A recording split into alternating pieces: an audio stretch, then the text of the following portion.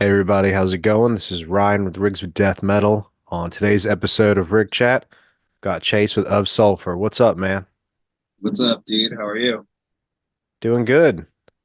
Uh let's first and foremost, very gear centric channel. We'll dive right into all the nerdy tech questions to satiate all the other gear nerds, and then we can dive into some other stuff like songwriting and whatnot. Oh, sounds great to me. I love talking about that stuff. Hell yeah. So first and foremost, I know you're playing like the Balaguer stuff, some seven string. It's like what is it there? It's the Espada or Growler, one of It's the those. growler. Yeah, yeah, I Yeah. love it because it's like that old school, almost like jazz master type of body, which Yeah. I'm like, in love with. So I've always wanted like a seven string, like JM style body because it's just kind of out there and weird. Oh, for sure.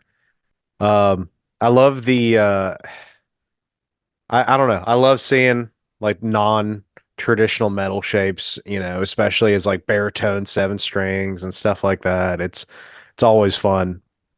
Uh Yeah. it's like seeing those kind of shapes for like super heavy tones. Like I know old boy from Spirit Box has like those surf casters and stuff. Um yeah, seeing that, and then kind of a resurgence of really extreme pointy shapes kind of coming into vogue again, Which I which also love. yeah, love to see it. Yeah, it's um definitely. and what pickup, because you're a single pickup guy, right? So what pickup do you have in your Balaguer? Is it one of their proprietary ones or another brand? No, no, actually, it's a Fishman one. Okay. So I just love the way the Fishman sound. Um, they've got so much like grit and bite to that, but none of like the screech or excess noise that you get with like an EMG or another style of pickup. Yeah, I've been playing them since the first guitar I got with it was like that Steph Carpenter Green Sparkle style Telecaster, and they had the Steph signatures and its pickups are fuck amazing. So uh, when we toured with As I Lay Dying, Ken goes like, "So you're already playing the Stephs? Let's talk about coming on to Fishman." I was like, "Let's do it," because that's the only pickup I want to play. So Hell yeah. yeah, Um, do you have a preferred like model? Because I know they've got quite a few now. they do, they do. So courtesy of Ken, I did get my hands on some an Abasi set that I actually have in one of my ESP guitars. It's an MH with an Evertune bridge, actually, I believe. But the Tosins have so much like versatility, not only with Sure. the not only with like the distortion sound, but you get crazy like clean sounds with it too. It's just kind of insane. I mean, it would kind of have to, you know? Yeah, It's most like definitely. it's like, do you want one that does pretty much everything? It's because he does. Yeah, yeah, pretty much. The thing is, like with that one too, it's like I only use the one voicing on it, so I have it. Yeah. The option to do have it do everything is sick, but Sure, I'm sure. easy, you know.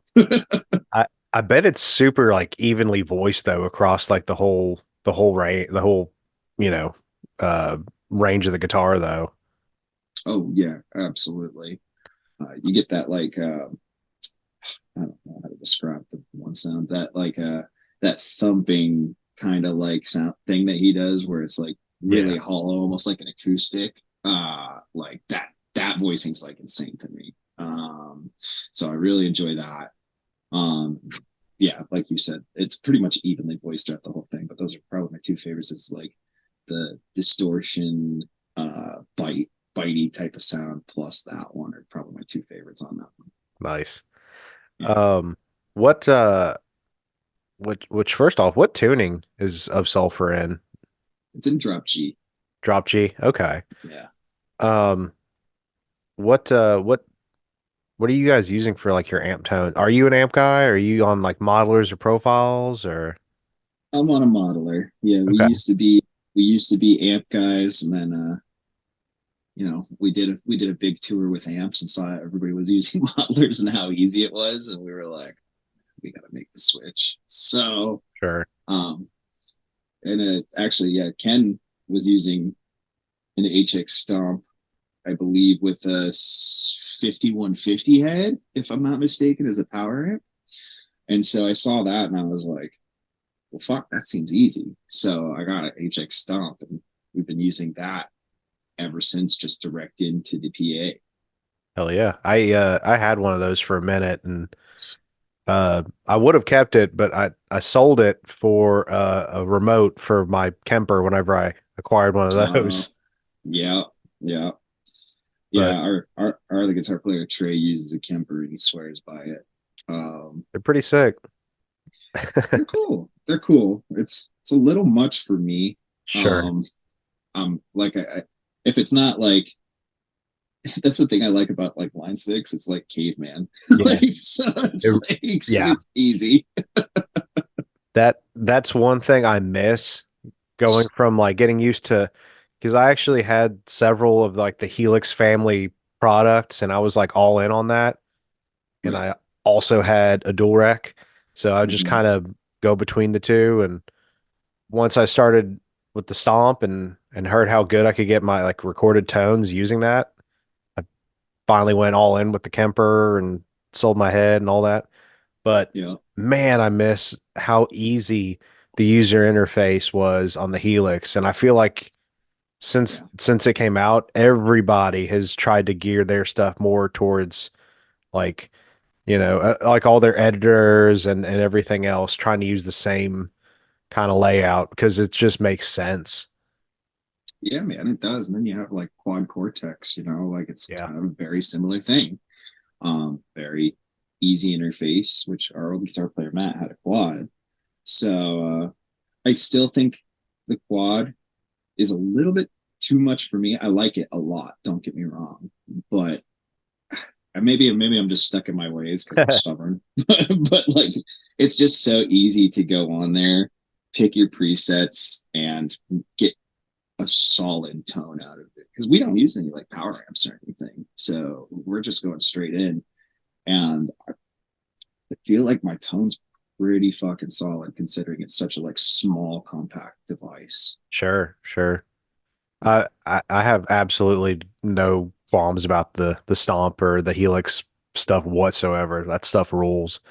Oh yeah. Um, I think I still use some demos that I made using my Stomp for like Yeah. intros and outros on our channel and stuff like that. Um, Sick. they still sound legit. You listen to Scar Symmetry whatsoever? I'm a big Per Nilsson fan. It's I'm sort not of familiar with that proggy, actually. Oh, okay, okay. but Yeah. it's they're like a very like kind of progressive Mhm. type of heavy band. They've been around a while, but like I know they cover an awful lot of sounds and per their lead guitar player, he tours with just the regular HX Stomp and just uses Oh, no like way. I guess just two different settings. I'm like, how? That's so fucking awesome. And I Yeah, mean, it just goes to show, like, if a prog band can do that with just two sounds, like, it's capable of so much more. You know what I mean? absolutely. And I I always heard that kind of like one of the tricks with it was to load in your own cab IRs instead of just Mhm. the stock cab blocks. Are you all stock or have you like tried messing going down that rabbit hole any? I did have a friend who sent me some IRs. And shout out to him. It's Michael from Reminiscence, out in, I believe they're from Sacramento, California. Uh, but he sent me some impulse responses, and honestly, I've been using that. I do use stock everything else. So stock cabs, stock effects, and everything on the HX stuff. Um, but the IR makes a hell of a difference for sure. Nice. I did not mess with them when I had the thing. I just tried to deep dive and see how much I could do with all all the cab blocks and like the global EQs and all that stuff. Just try to see what I could do with it. Now since getting the Kemper, I've gone down a rabbit hole with IRs and I have like too many now. Mm. But yeah, no, it almost makes more of a difference than whatever you're using for your amp tone. Almost. Not Yeah, entirely, but big difference. totally, totally. What's I just now realized I've said stock heads is what I meant. My oh, I bad. didn't even notice. I was like, that doesn't make any sense. Well, I'm sorry. What were you gonna say? Oh, I was just gonna ask, like, what's do you have a specific like preset that you have set up for Ov Sulfur? Like, what's your what do you what amp model in the Helix do you prefer? Oh boy, it's been a minute since I changed it. That's probably bad because I don't tweak it before tours. I have one that I Sure. like a lot and I just leave it. I'm No, I pretty get it. I'm pretty sure that the it's the diesel knockoff that they have Oh, on okay. there. Um and I'm pretty sure I used that with the impulse response. Um and what else did I use? I had obviously have a tube screamer on there, a gate, and that's my main like rhythm sound because I do a lot of the rhythm stuff. There are leads and solos that I do on the record and live, but that's my main one that I use. For the lead, I kind of just clean it up a bit. I think I use the same things except I add obviously like delay, chorus. I think I even used a flanger on one of the presets that I have as well. Okay. Sick. Yeah.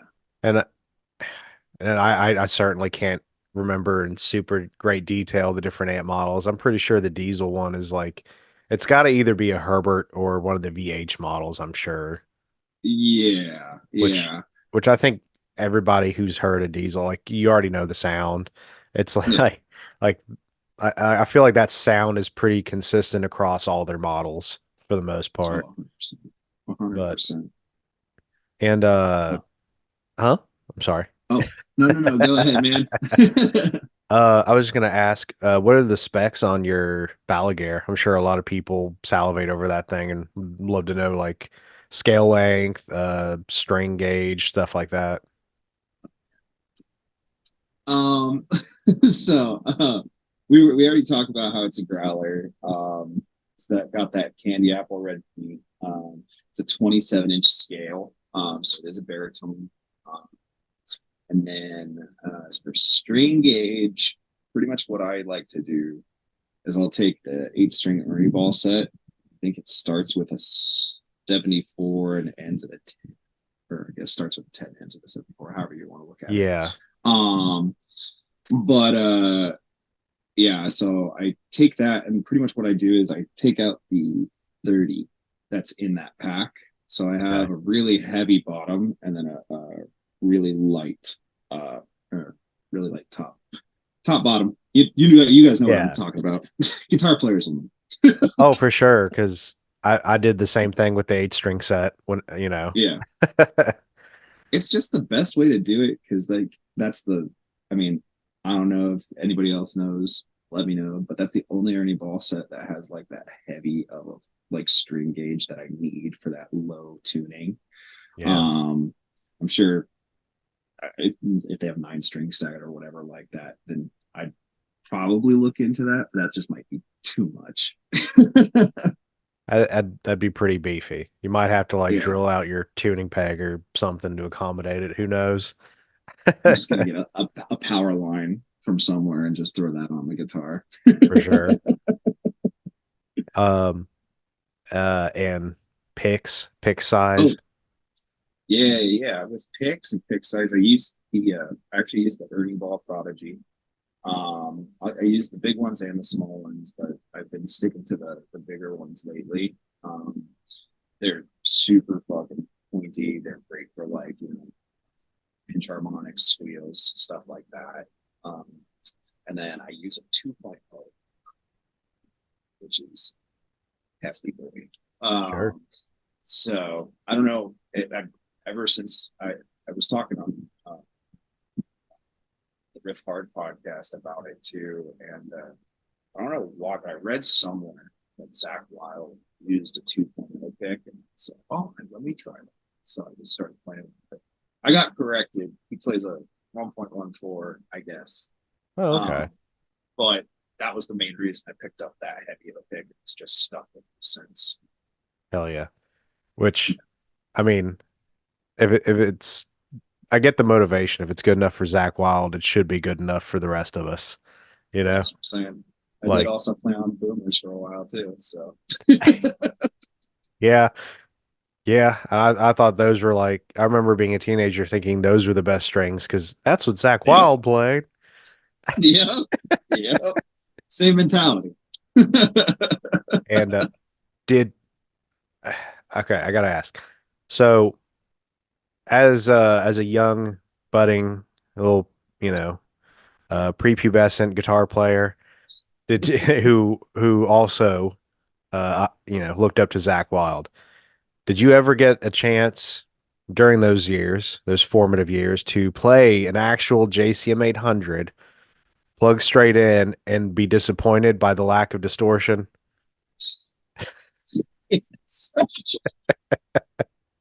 That exact thing happened to me because I thought those cabs were going to be fucking awesome too. Right? Oh, or I guess the cab head combo, but um, luckily, luckily, thanks to my uncle, he went to Nam and he got me my first half stack, which was the it was a crank Rev one, Oh, and it was the dime one that had the blue sparkle paint with the red flames on it, and Jesus. it kind of looked like Optimus Prime. It was so fucking awesome. It was so fucking cool. Um, and yeah, it's long gone now, but Damn. it's it was definitely my favorite piece of gear that I've ever owned in my entire. It sounds downright majestic. It Uh, was, oh man, if I can find a picture of it, I'll send it to you later. It was so fucking awesome. please do. I have to see the Optimus crank, which that's all it's going to be known as now. Yeah, sounds like a bad film. Optimus Prime. I hope so many people try to Google search Optimus Prime crank. It's funny because I actually played shows with it too, and I opened up for Stick to Your Gun in my local bands, and we were setting up our gear, and the guitarist came through. He was like, "That thing's fucking cool. I bet it's got a hot tone because it had flames on it." I was like, "God damn it!" Oh Like, yeah, God, it does. that rules. It was pretty awesome. There's a lot of good memories with that setup. And kudos to him on that dad really sick dad joke. It was great, great. I'll never forget it. Um, but yeah, and for any boomer Marshall fanatics out there that are probably furiously typing away a mean comment or something, I think just about everybody realize has had that initial experience of a Marshall at a guitar store where you can't turn it up, you don't have a pedal, you don't, and it's just nothing. And yeah, it's a sad state of affairs. It does not live up to the initial hype, sadly. It's a canon event for most metal guitar players, if you will. I think so. Uh, that and maybe like first experience with a floating trem of some sort, some kind of locking trem system. That that's a little bit of a pain I feel like most guitar players need to go through at least at some phase in their life. Would you believe that my first guitar I ever had was a floating trem, and I had to figure out as a 10-year-old child how to restring, how to tune, how to do all that shit. That I rules. had no clue what I was doing. That is baptism by fire for sure. Yeah, yeah. Like my first two guitars were like a Squire Strat, some, vintage trim. And then the It's second guitar, like a year or two later, was an Ibanez RG. So by 14 or 15, I had to learn. But 10, that is, that is throwing your kid, your 4-year-old head first into the deep end. Just to, shout out Uncle Kenny for that one, man. it rules at the same time though. It Like, does. I like, mean, playing the school talent show and doing some sick dive bombs at 10. it's like, damn, this whammy bar sick. Um, yeah, I mean, it was great. It was the best 10th birthday present I got because I don't remember what else I got that year. How could And you? I couldn't. And my uncle at the time was playing playing drums for Manson, and him and John Five teamed up because John was sponsored by Ibanez at the time. Oh So yeah. so him and John worked to get me that guitar, and I was like, oh, it's like my fucking prized possession. So Mad props to Uncle. Is it, I'm Kenny, trying to, huh? What was his real name again? Uncle Kenny, Kenny. aka Gingerfish. I was say Uh, that's how I've always known him. yeah, yeah. But yeah, so it's like he has a real name? No. I Yeah. it was real funny. Because when I was like 14, 15 and getting into rock and metal and wanting to learn guitar and all that, a lot of the bands like Manson and Rob Zombie, Hmm. because I was also a horror fanatic, like Hmm. that stuff looked super cool. And, my parents would hear me throw out these names, and when they hear John Five, they thought it was like I was just maybe they were mishearing and it was like the guy's real name or something like that. Hello, Mr. Five. Yeah. Like Like oh, Robert Zombie. And like, Robert Zombert, dude. yeah. Fuck yeah. Hell yeah. So getting off the rails. What would you say would be kind of like your inspiration for dialing in your tone? Like what is it that you look for when you're dialing in your sound? Well, that's a very good question. So when I'm dialing in my own sound, obviously there's got to be a good amount a good amount of distortion, obviously, for any metal tone that you do. So dialing that in first and making sure you have like that perfect amount is crucial because I don't want it to sound like a metal zone pedal, but I also don't want it to sound like, I'm trying to play Wonderwall. Hmm. So finding that balance and that is great. Normally, and probably going to get shit on for this one, but normally what I set my treble, my bass, and my mids to are 6 6 6 because it's just clear across the board. Sure. And it's what I've always done. It's what sounds the best. I don't know why it works like that. You know, maybe because we play blasphemous fucking music and you're like, all right, I'm gonna give you a hand. But but it's just what's always worked for me. Um, Another thing that I do focus on is the presence knob on most amps too, which a lot of people overlook that, I feel like. But it's kind of crucial to dialing in your sound. Um, so again, I am so far removed from any technical terms or anything like that because I'm like pretty much self-taught. I only had a couple like lessons on how to do these things here and there. So it's just finding the sweet spot on that presence point to where Sure. it sounds right. I Yeah. that's the only way I know how to describe it. So No, absolutely. And it definitely varies depending on the amp. Um, like a 5150, I would turn the presence up a bit more and treble down. yeah, Whereas like a dual rectifier, I would do the opposite because with a recto, the presence can just get real crazy real fast. yeah. It almost sounds like you're like swishing on the guitar, like Yeah. you know what I mean? You get Oh, that really high treble scratch. oh yeah. If you're just not careful with it, which I always like to have a good amount of low end in in my in my tone as well. So it's all about balance and finding that perfect balance that you think to your ears sounds correct is pretty much how I would kind of wrap that one up. Sure.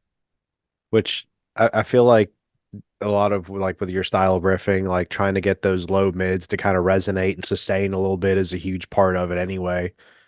So Mm-hmm. yeah, definitely see that. Um, Yeah. and just trying to just get everything with metal playing, with it feels like a balancing act between technique and tone, trying to just get Mm-hmm. everything to translate through that wall of distortion and noise surrounding it. Yeah. So, No, I believe, yeah, you're 100% correct. And I feel like the key to guitar playing is kind of dialing in your tone based off of your technique to yeah, really complement each other. Like I'm a drop riff guy. Like I love hitting that just low string on almost every single riff that I do. It's very rare you'll see me not hit it during like a verse right, riff or anything like that. So low end is very important to me. But it's like you said, making the mids kind of shine through that is super important as well because yeah, it's that balancing act like we were talking about. One can't be more than the other, and it's all about the subtleties of your tone. right. It's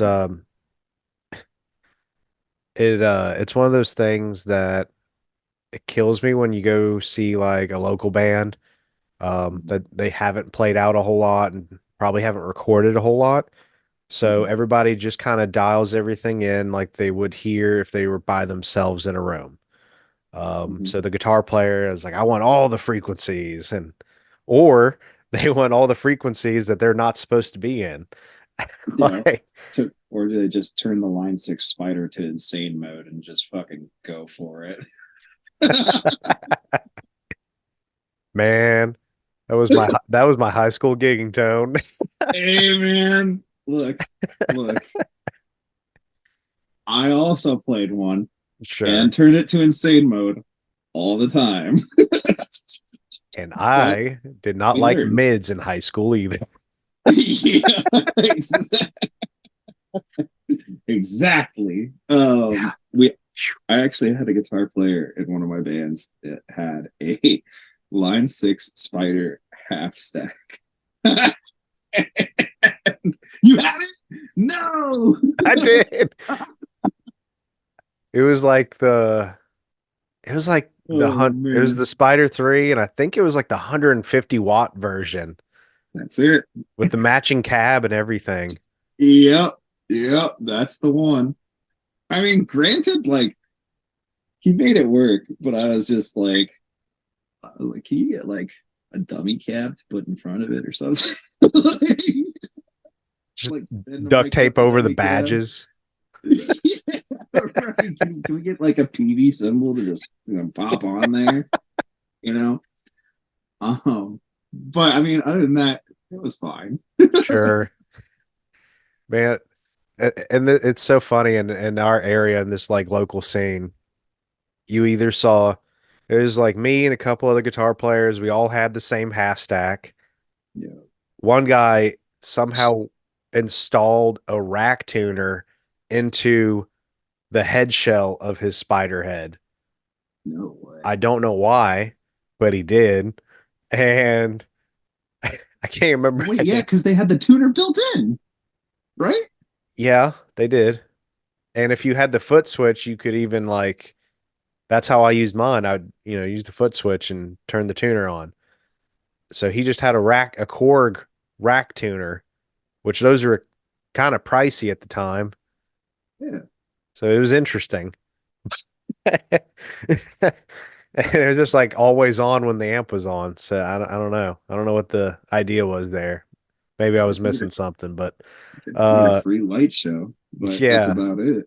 So you always either had those, a couple guys with 5150 or 5152, and then there was like one or two PV Supremes or like whatever the solid state one was, the Supreme XL or something or double XL. I can't remember. think it was the double XL. Just Yeah, thinking. yeah, I I could be think you're wrong. right. And there's like a couple of those that just kind of floated around between all the same bands that had the same members. Sick. I love it. I love it. Vegas is kind of like that too. Um, I was I was the only one that had the weird amp because obviously like, you're not going to find that. But um, it was either that or they had a Mesa dual rec with a Mesa boogie. Uh, or wait, no. It was the Mesa dual rec with the PV cab, I think, and that's like kind of like the combo that most guitar players here had. They just Huh. wanted that low end or Mesa cab with 5150 head. That's usually like what happens. I would say I feel like 5150 with a Mesa cab is like it's certainly it's a meme. It's that common, Yeah, but yeah, it is. I mean, honestly, which is fine. when we recorded when we recorded with the last record, our guy who was mixing and mastering was like, "So, what's the amp tone you guys are going for?" I was like, 5150 with the Mesa cab combo, baby. Just run it like that. Yep. Just the number one special. Hey, it Man. works for a reason. I swear though, if Andy Sneap could have somehow copyright or yeah, got like a copyright or something for that combination with like a tube screamer and an SM57 mic on the V30, if he could have somehow, patented that or something, that guy would be a multi-millionaire, over and over again. Right. Yeah. Yeah. Uh, what would you say would be some of like your bigger inspirations when it comes to like riffing and songwriting? Well, I mean, the biggest one, I guess I'll give you like top two. Um, Trivium is definitely one of my biggest inspirations. They're one of the reasons I'm playing music. I've made one of my favorite albums of all time, and that's the base from why I play what I play. Um, Obviously, Dime, huge, and Pantera were huge inspirations for me as well. The amount of groove that they put into those songs, mixed with like the technical riffing, shredding, all of that stuff is insane. Um, and the third would, I'd say, it'd probably be a tie between Zach Wild and BLS, or Adam Kill Switch Engage, because those four like, really defined me in my formative years, my younger self. That's like the stuff I wanted to play. That's the stuff that got me to playing like the 0578 riffs of metalcore when I was in metalcore bands. So I would say that those are like the biggest inspirations. Uh, Trivium Trivium will always be my number one because of the melody and the structure of their songs is just so airtight on everything we do. and I'll stand by that and For sure.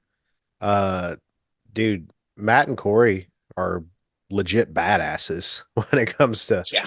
which I mean, really, in their own right, everybody you've mentioned, I mean, uh, all definitely have carved their own musical identity. Um, and I'm sure most of our listeners are used to hearing, either like classic thrash or classic death metal stuff, but um, which how old are you? I'm 33. Huh? 33. Okay. Yeah, I'm 32. So it sounds like we kind of came up around a lot of the same bands. So yeah, no, I get it. For me, it was almost uh simultaneous discovering Trivium and early Avenged Sevenfold alongside Cannibal Corpse and I don't know, like Emperor, you know, like it was That's the all, rotation. yeah. I was just going to FYE and spending whatever money I had on everything that looked crazy. Um, I was so I was pretty sheltered, like as a young kid. But my parents, here and there, I would get to do cool things. Like saw Linkin Park in concert. That was a big thing for me. Oh man, this is so heavy, like.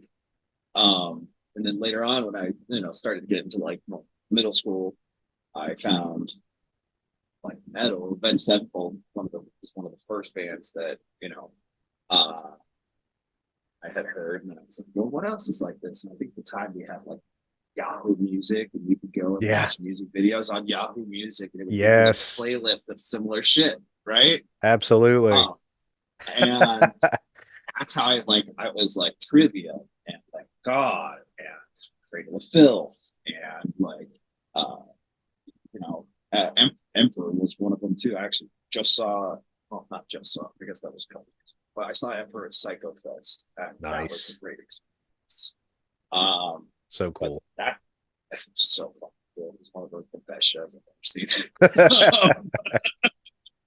But Yahoo Music, like, oh wow, there's like so much more than like new metal, like Yeah, Slipknot, Static X, and like Linkin Park. At that time, sure. that's pretty much what I was listening to.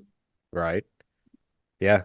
Yeah. New metal was absolutely 100% my gateway Yeah, from, I don't know, just listening to whatever my parents had on the radio in the car to like new metal was like the very, very first, that was the catalyst, I guess. yeah. But I mean, I had family in it. That was the only reason I even got into it. Which I don't know if you call it it's a new metal, but it was around that era. But sure, sure. it, you know, but my parents, my mom listened to like Depeche Mode, Susie and the Banshees, like all that stuff. That's pretty sick Um, too, though. it is, and I love that music. That's like Yeah, yeah. my second favorite genre is that stuff. um, My my mom was listening to Dixie Chicks in Alabama. hell yeah, hell yeah. I mean, at that time, my mom probably was fucking too, but like in her early years, like you catch her like listening to Depeche Mode. I'm like, what's that? um, but my dad was like, Van Halen, Nice. Stone Temple Pilots, Winger, and all that stuff. So I didn't really get like heavy stuff from them. Like Yeah, it was more like grunge and rock and Nickelback. uh, but being that my uncle was in that band, I explored a little bit more and on my own and kind of like found these other bands, and then from those bands on that, yeah, we're just getting sure. into how gateways work. Right, right. Uh, man, that's so sick. I've had very few guests that were actually about my same age. So I don't know if Yahoo Music has been brought up one time in the history of this show that I can recall. Uh, Dude, so hell yeah. First off, dude, without it, I wouldn't be here. So it yeah, it went in order, it went Yahoo Music, and then shortly after MySpace videos and Yep. all that stuff. Um, which was funny because it was the MySpace era that I got introduced to Suffocate, and you're now in a band with Ricky, so that's just wild. Uh, Yep. did uh did you by chance also listen to Suffocate during the MySpace days? Like, was that your jam at that time? Yeah, yeah. I mean, like, Yeah, don't get me wrong. I liked a couple of their songs. I would not say like I was like a Suffocate fan per se, because yeah. like there's so many people that like just loved the Oakland and the Yellow Album and Return to Despair. See, I don't Sure. even know, but but they did have bangers. Not the Fallen was great. Obviously, Skies Were Filled with Fire. Oh That yeah. was the MySpace anthem. Oh yeah. Um, and those types of songs. Really, I had seen them live. I opened up for them in my local bands, and they were cool to see live for sure. But I was, and people are always like, "Oh, you must have listened to Suffocate when you were younger." I was like, kind of. It Sure. was like the hits, yeah. Yeah, yeah. Um, and I knew who Ricky was. I was just joking with somebody the other day actually, because he was like such a presence in the music scene. Like even if you didn't listen to Suffocate, you knew who that was. Hmm. And like I had like when I was younger, I had the plugs and the comb over and all that shit too. So it was like I was just fucking fat Ricky Hoover. So yeah, Boy, what a unfortunate nickname. it's a self-dubbed nickname. I never got called that, but Okay, like okay. Well, hey. Um, yeah, okay, so just kind of painting a little bit of a picture, as far as like your musical journey. I don't know another way to put it that doesn't right. sound cheesy. But yeah, so going from learning like kill switch riffs or trivium riffs, all this stuff, where did the progression take you to where you are now? Like what kind of brought on, because introducing symphonic and orchestral elements, no, it's not like a new thing. Like there were tons of black metal bands, a handful of death metal bands that did it prior. Mm, Um, but kind of integrating it into, I guess, more deathcore, more modern sounding kind of death metal. Is mm, really only really a couple that are doing it as prominently as you guys, like you guys, Lorna, and like Carnifex some. So where did that inspiration come? Like, this is what we're doing. It's going to be big and epic and blasphemous and um, honestly, it's because that's that's what Ricky wanted to do when he came back to music, and he loved Lorna. He loved Shadow of Intent, and those types of bands that were utilizing symphonic elements in their music. Um, and honestly, I had never done anything like that prior. The band I was in before was like a new metal inspired metalcore band before I was in Of Sulfur. So the fact that I had a chance to do something different and something that was at the time it was like starting to pop off, but it hadn't quite yet. This was like obviously like before To the Hellfire came out. It was before uh, you know, uh, Shadow or Worm Shepherd or any of those bands had started like really popping off. So I was intrigued and I was like, well, let's give it a crack, and it just kind of stuck, you know. Um, and it went from like using Logic stock plugins from the EP to you know getting better VSTs and really making it sounding huge. And because the jump from I think the EP to the Burden of Faith is much different.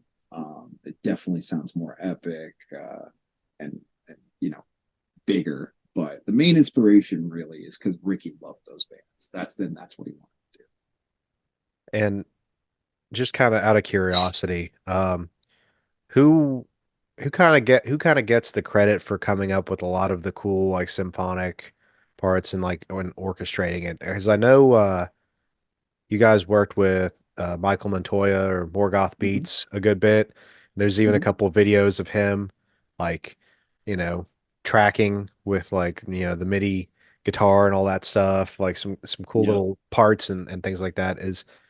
Uh is he kind of you guys just kind of like have an idea of like something for this section and let him do some post-production magic with it? Is it a little bit more intent than that, or do you guys do any pre-pro with MIDI stuff? How's the process go for trying to incorporate those elements? Yeah, I mean, so I'll kind of go through it like piece by piece here. Originally in obviously the EP, the credit for most of the orchestrals, I know Carduo. Man, I'm sorry if you're watching this. I'm sorry if I fucked up your name, bro. I love you. Um, but he did the orchestrals on Behind the Hand of God, and I think the rest of the orchestrals were done by our guitar player at the time, just logic. Then moving on to the burden of faith, um, we what we did when working with Morgoth is I would have an idea, or Matt would have an idea. We'd kind of pre-pro it out and send it to him, and he would embellish off of it. There were some songs that didn't have any orchestrals at all. Sometimes I'll just send like a bare bones and be like, "Do whatever you want with it, man." You know what I mean? Um, I think that Stained and Rot was like that because it was just a slammy death metal song, and that's how I wrote it. It's like, good luck, because I got no ideas on this one, man. I mean, that's Um, kind of cool too. It's I guess you can hear sometimes like lead players trying to come up with ideas. mhm. Sorry, I don't mean to interrupt, but No, no, I just no. thought that was like a neat, like just having like kind of a somewhat blank slate to then like kind of impose melody on top of, and just Mhm. it's like a cool way to force a creative idea. But sorry, I didn't mean to interrupt. Go ahead. No, no, you're good, man. It's an interview. I want you to talk too. I don't want to just sit here and, talk everybody's head off. um, but yeah, no, sometimes it does work out better. Actually, like we're writing for another record right now. Um, and sometimes I'll have ideas for orchestrals that I'll send to our drummer, Levi, because he's taking on all of the kind of pre-production stuff because he's more of an engineer and a producer than I'll ever be. So I'll send him like my songs and the structure, the riffs, the general drum parts, stuff like that, and he'll take that and he'll uh excuse me, oof, thought I was gonna sneeze. um he'll take those songs, sometimes he'll chop up certain parts or he'll extend certain parts, and he'll embellish the orchestrals, which, I mean, they're coming out fucking great. Like, I'm so stoked on the way this new record is coming out already. Um, but he kind of just does his thing, and like I sent him another death metal ish type of song, and I was like, got no ideas again, bud. Here you go. Because yeah, I had to ask about that just because I'm a sucker for like big epic symphonic kind of stuff. I mean like whether I'm like listening to just movie scores, um, or I even have like a little MIDI keyboard here, and I've dabbled with it and wrote a song or two myself. Um, it's tough, Yeah, yeah. but yeah, no, I love hearing about that kind of stuff. Um, what kind of goals do you have for yourself, both personally as a musician and as well as like within the context of the band. Um, and it can be like, oh, I'm really wanting to learn how to I don't know, how to sweep pick this year, or something like that. It's That's it. simple versus like I want to play Australia with my band or something like, Yeah. anywhere in between. Um, well, I mean, I've never at first we'll start with personal. I've never really been like the shred guy. And I would definitely love to like, take it upon myself to kind of learn how to do that stuff. Sweet picking is one of them. I'm terrible at it. I suck. I've been trying to learn forever. And I don't know what I'm doing wrong. So that would be one thing. Um, I'd also like to know, learn a little bit more theory, so I have a lot more to work with in my repertoire. I have my scales that I like and that I work with that I think sound good, but I feel like if I could learn a little bit more theory, I'd have a lot more in my arsenal to kind of utilize. So um, those are the main two for personal. Um, and as far as the band goes, I mean, we're looking to do all of it, but the main things like that are next on our hit list is going out of the country, out of North America, I should say, because we've already played Canada. Um, Going out of North America to play our music in Europe, Australia, um, and anywhere that'll have us really. But to kind of like broaden the band's horizons as far as touring goes, getting our music out there and seen by other people would be insane. And we've been working on it for a while, and we keep on saying like, "Oh, maybe next year. Oh, maybe next year." But I think, I think personally that next year is probably like that we're finally able to do that. We new album coming, stuff like Hell yeah.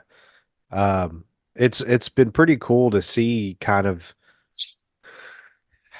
I mean, it's not like overnight Beatlemania or nothing like that, for sure, but it has been really cool to see how well the band has kind of taken off in such a short amount of time. Um, that. Appreciate that. yeah. Um, sorry, kind of going off of like the lead playing topic and all that. I gotta know who tracked the lead section there at the beginning of Earthen. Oh, that's actually me. The Yeah, that one. Yeah, yeah, that's yeah. me. Yeah. Because that's actually one of my that layer adds so much. It makes the beginning of that so epic, and it has like this it all like there's not well, at least I didn't hear it. If it's maybe it's buried in the mix a little bit, but uh it already kind of has this big epic orchestrated feel just from adding that lead section on top of like the big open chords and stuff and everything else going on.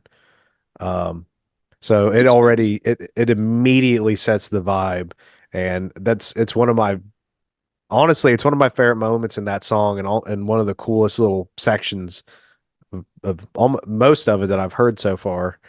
Um, Dude, thank you. yeah, no, I'm not not just blowing smoke up your ass. I really enjoy like I'm a sucker for lead playing and shreddy wanky stuff just as much as the next guy. But when stuff is done so like super tasteful like that, and it actually serves to elevate a song in some way, that's like the kind of stuff that I get like goosebumps from, like um, kind of like the No More Tears solo. Like it just it's like this big crescendo in the song. This is just like this big, super huge, epic opening to a really, really killer track. Yeah, thanks, man. I mean, I would agree with you. Like, don't get me wrong, the shred stuff is cool. I'm always jealous of like shred players because it's something like I just don't really do. Um, but I feel like I prefer. beats that serve a purpose, like you said, elevate the music, not just to have technicality for the sake of having technicality in a song, which I feel like is where a lot of people get caught up. You could have four chords and make a song and put, you know, on top of it, and if it matches and meshes well, then you have a hit. Like, you know Yeah. what I mean? I feel like that's what a lot of people don't really understand. Um, you know, and I've even written with people who have been like, "Oh, it's not technical enough. Well, it's not this, it's not that." It's like, okay, well, I don't really know what to tell you. And you know, Earthen was actually the first song I wrote for the record. I was pretty happy with it because, I mean, looking back, like I think at the time, those were like that was like one of the more complicated riffs I had started writing because the EP was kind of it was like genty blackened deathcore versus the riffiness that we have on the Burden of Faith, which is more my style. Sure. So yeah, again, thank you, appreciate that. That song's Sure. fucking awesome. I love it too. It's one of my favorites. Yeah. I had to bring up that specific, that specific one. Um, which I know we're kind of pushing on an hour. I'll try to kind of get through these last couple things here. Wow, I didn't even realize, to be completely honest with you.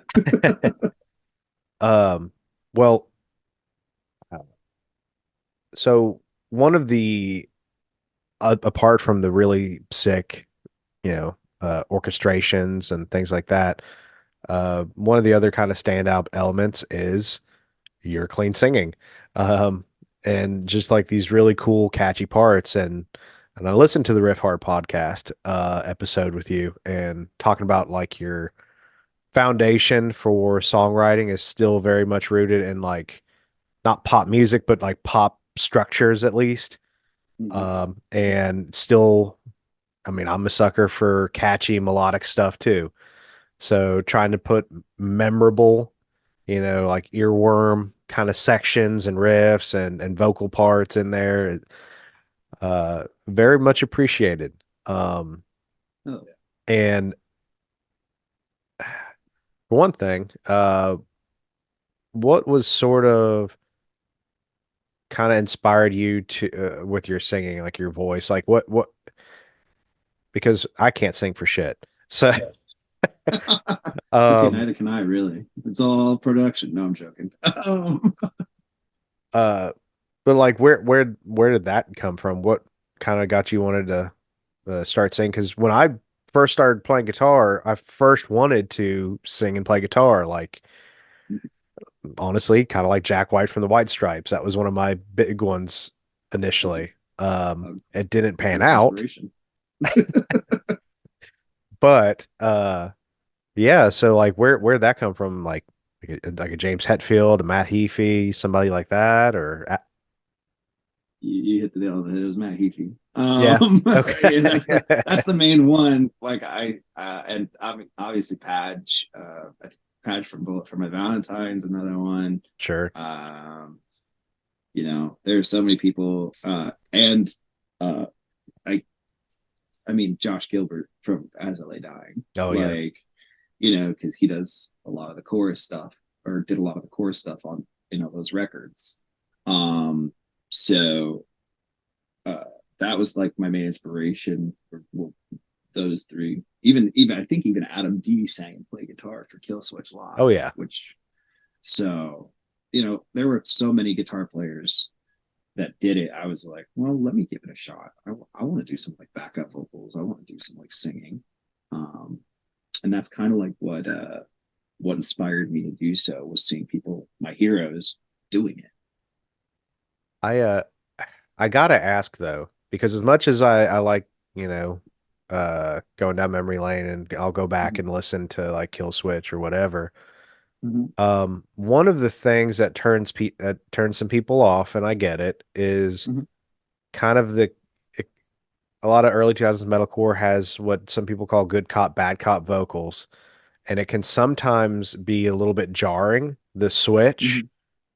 I don't notice that very much with Ov Sulfur. Do you have any kind of, I don't know, like little tricks or anything for like things to keep in mind when you're trying to write out those parts to make them less jarring? Because maybe it's just the tone of you and Ricky complement each other well enough to where it's a little bit more, I don't know, seamless of a transition.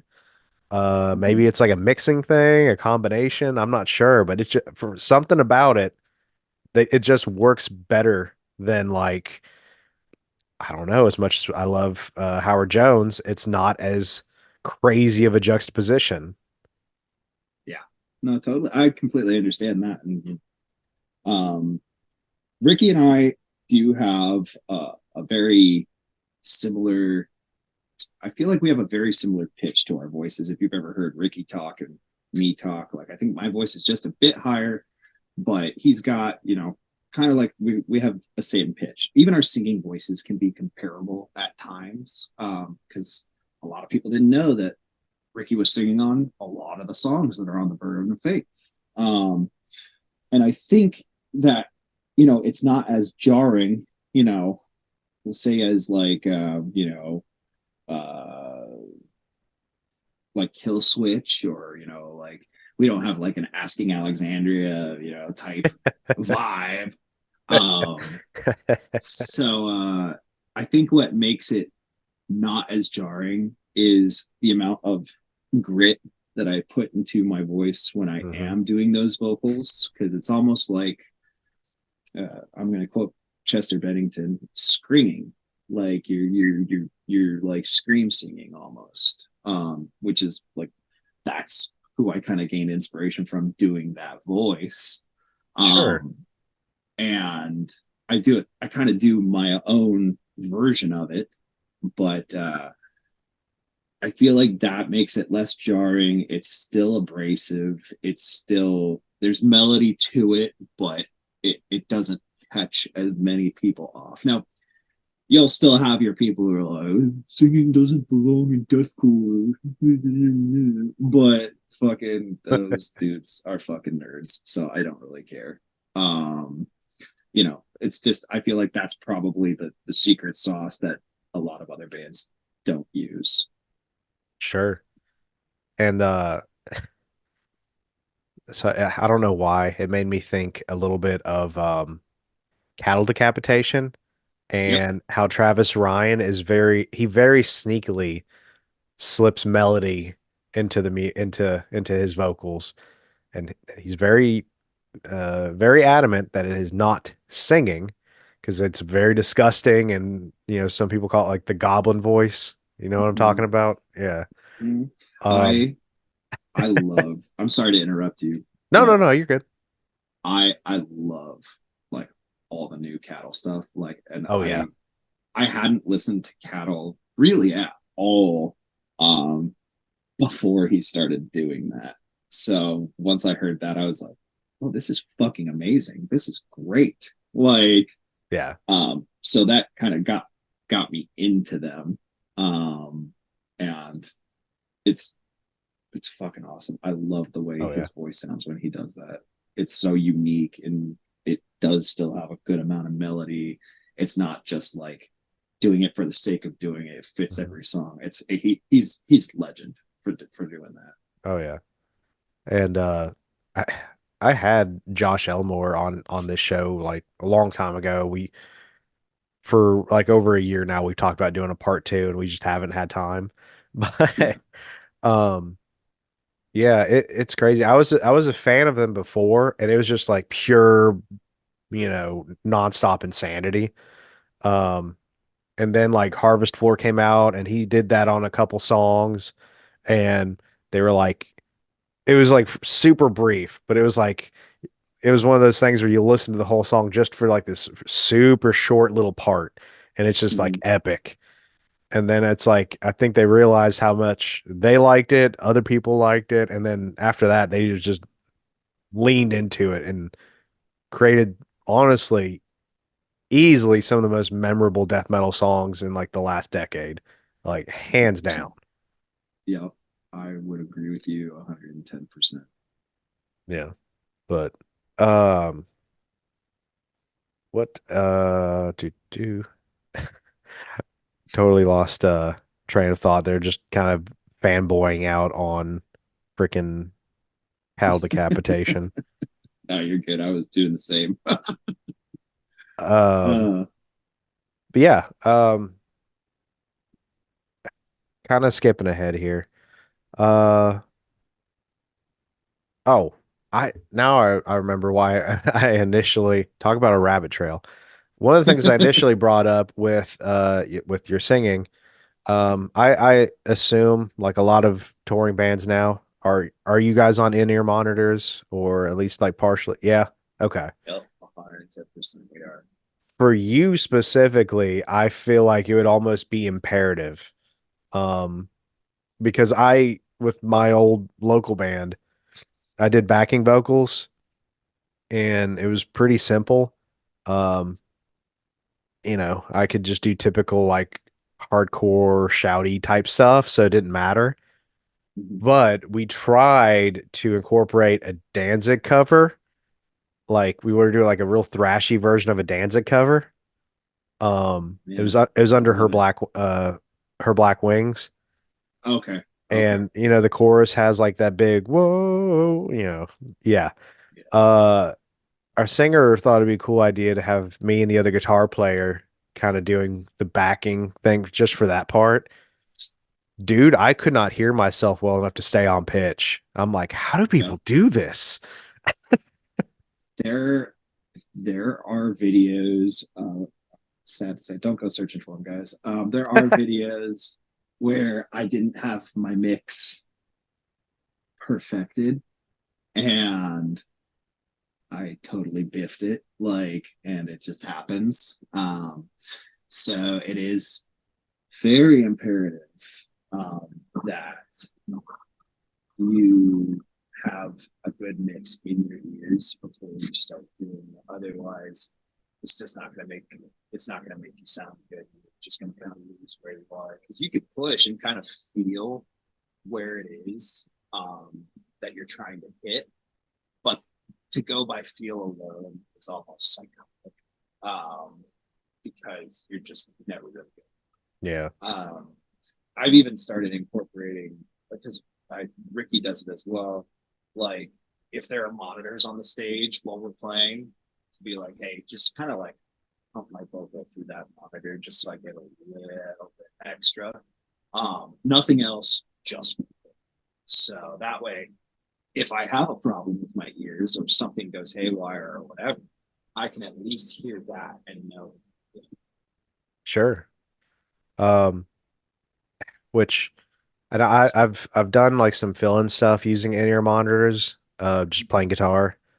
Yeah, Um, wasn't really a fan of just the vibe of it personally. It really. just I mean it just felt very isolating. Yeah, Um, like it just kind of took me out of the moment a little bit. Um, I've heard some guys they'll put like just one in so that way they can kind of get the best of both. Maybe, if it ever comes up again, maybe I'll do something like that. But like for having to sing on pitch, after my rough experiences, I don't know how somebody couldn't. Like I really don't. it's definitely like a learning curve. We did get through that learning curve, but with Hmm. trial and error.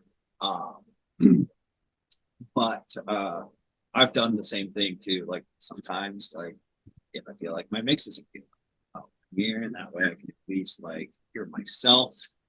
Versus just the in-ear mix, which it can get uh, so what I'm looking for overwhelming with the in-ear mix Yeah. because with ours we have the click, we have an MP3 of the song that's playing, and we have our instruments. So I'll have four things: I'll have the voice, I'll have guitar, I'll have the MP3, and I'll have the click. And mixing all those things, sometimes things get lost in that mix. So you know, and we don't have like an X32 or anything crazy like that where we can just quick fix it or whatever, or do a mix depending on the room that we're in. Our mix is all through Logic, which is not really the ideal way to do it, but that's just how we do it. Um, but it can get overwhelming. Sometimes you need to call an audible. So Well, that pretty much covers all all my questions, but we do have one last topic that we always close these out with. Um, it is a like, what is your personal Mount Rushmore for bands or specific albums, whichever is easier? um, like best album in existence type deal is what you're asking essentially. Yeah, like, and normally I make it specifically death metal. We can kind of broaden that, like for you personally, your actual like Mount Rushmore, like that's those four, that is those are like the desert island or deserted island, Okay, you know, gotcha. that Let's whole shtick. well, number one's easy. I think the best modern metal album of all time is Facility City, and I'm fucking dying. So, I could listen to that album front to back. I've listened to it recently, uh, so that's definitely my number one. I don't know too many guitar players for like back in high school that weren't trying to learn like songs off Ascendancy. I learned Whole Harder. I learned Gunshot to the Head of Trepidation. Learned Like Light to Fly.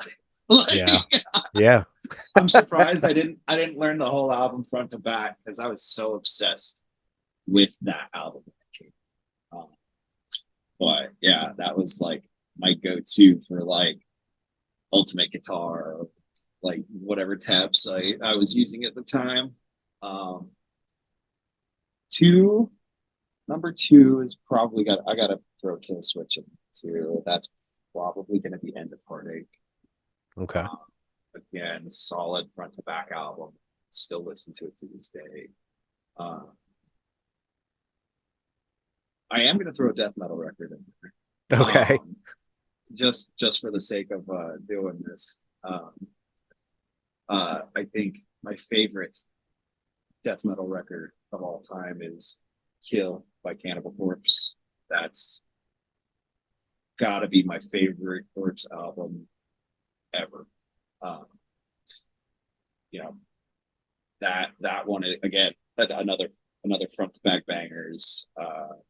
And make them suffer was actually the song that got me into that band. So maybe it's just like a nostalgia thing, but that is Sure. a solid fucking record. Yeah. Uh, Cannibal Corpse almost always makes it onto people's list, and it's really funny depending on their age is what album they say. Um, Really? so and like Kill has always been like one of my tops. And that was Yeah, like I remember buying the CD. yeah, That was my first Cannibal Corpse. That was my gateway into the band. yeah. So it makes sense, you know. Yeah, I mean that does make sense. Checks out for sure. I mean, the songwriting is so good, and It's the I don't best. I don't remember. That wasn't the first Eric Rattan produced Corpse album, was it? I can't remember. It was Boy, for some reason I don't want think to put so. it in my head as that was the first Rattan album, but I'm probably way off. Yeah, I'm probably the wrong guy to ask about that one. Yeah. 'Cause Yeah. I'm gonna Some I'm gonna show how oblivious I am. yeah, it's I know he's done a bunch of them since that one, but Mm, yeah, dude. I want to thank you again for coming on here, man. I appreciate you taking the time, and yeah, this was a blast. yeah, But man, definitely. Thank you for um having me. Yeah, it's a pleasure. before we hop off here, anything you want to plug real quick? Um, yeah. We will be on tour later in the year. Can't say what yet, but you will see us across North America. Um, and right after that, we are going into the studio to make another record. So hopefully, you will be getting new music very, very soon. Um, so very stoked about that. But that's what's going on in Ov Sulfur world. Oh yeah, looking forward to it, man. Um, Hell yeah. you know what? I'm one last little thing because I just it Sure. just popped in my head. Yeah. Um, so you do live out in Vegas, correct? Yeah. Okay. Absolutely. All right. Have you heard of Primitive Recordings? Yeah. Yeah, I have actually. Okay. Uh, you know whose shop that is, right? I was told this actually a couple days ago and it fucking left my head. It's Roger, the guitar player for Mortician. Yes. Yeah. Yes. Yes. Yes, that is. Oh my God. I All was right. talking to a friend and I was like, oh, I didn't even know he fucking lived out here. Right. I'm not gonna lie. I fucking hate gambling. I want to go to Mhm. Vegas just to go to the fucking store. Like Hell yeah, bro. about ready to make I'm out in West Virginia, so I'm about ready to make Mhm. like a cross country trip just to go to a fucking like record and like nerdy memorabilia store because that's what it is. Just sick Hell yeah. records and like Star Wars toys. Dude, that's fucking awesome. I haven't checked out the shop yet, but somebody just told me that the other day and I want to check it out. It's crazy though, because I mean, I don't want to take up too much of your time here, but um, we also got Torpedo Comics, which is owned by John from System of a Down. Really? I didn't And know that. that used to be like when I was like buying comics like crazy, that used to be like my store. And it's so fucking sick. He's got like a giant at walker in there. Damn. And he's got a vault full of like the old comics. Like I think he has Superman #2 in there, like some other crazy shit. Um, yeah, we got a bunch of stuff out. And then there's the Punk Rock Museum and the Metal Blade also has a shop here, and it's like in an antique store. So you can check out the Metal Blade shop and get some cool vintage records and even some like newer stuff too. So like there's so much metal shit out here. It's crazy. Okay. I now have multiple reasons to go out to Vegas now. So, Now you can do like the whole tour. yeah, exactly. People are like, oh, did you? I don't even know the names of the casinos. Oh, did you go to I don't know what the fuck ever. The what's a big Dude, casino out there? What's the big ones? Like, Caesar's Palace, and yeah, then yeah, like what's another big one out here that everybody comes to? Paris, New York, all those. like oh, how Those are much? like the big ones in the strip. Like oh, how much money did you lose on the strip? Did you go to Caesars? Did you catch any shows? Nah, man, I got a bunch of really sick old like '90s death metal records and got this like vintage Darth Vader toy. Yeah, dude. Like, I mean, that's the real reason to come out here. Fuck the gambling. right? I'm Well, not a big fan of it as well. I've lived out here my whole life, and I can say I've probably only gambled like a handful of times. yeah, Like, and then it's like me throwing $20 in the machine and being like, "Okay, I'm done. I'm gonna right. leave." It's like, boy, that sure was fun. All right, I'm out. Great. I love losing money. Thanks. Yeah. Well, Chase, Oh dude, this has man. been a blast. And just want to thank everybody for tuning in. Be sure to catch up Sulfur on any upcoming shows and keep a lookout for any new material. Hell yeah. Thanks for having me again, but I really appreciate it. Absolutely, man. We'll see you all next time. Peace.